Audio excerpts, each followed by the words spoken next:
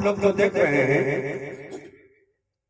तो यहाँ हमारे ढोलक में साथ दे रहे हैं जलसु महली जी, जो हिंदी करने वाले हैं। बहुत स्टेज और एल्बम में देखते हैं, ऑडियो में भी म्यूजिक आपने सुन चुका है।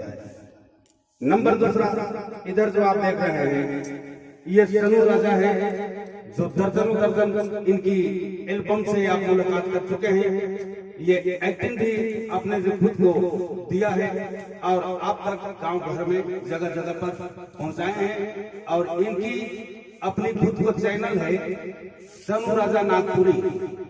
सीधे यूट्यूब पर जाके सनू राजा नागपुरी के नाम से क्लिक करेंगे और इनकी चैनल के लिए आप सब्सक्राइब और लाइक, अधिक से अधिक शेयर और कमेंट आप जरूर करेंगे। प्यार देना आपको उचित है, लाजमी है। हम सभी गरीब परिवार का बेटा है। साथ में इधर देख रहे हैं आप, ये इरफान राजा, जहां आप हमें पहचानते हैं इनको भी पहचानते हैं।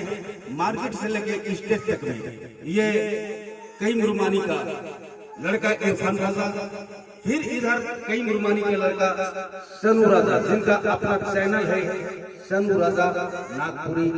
शुक्रिया है, बहुत अच्छा।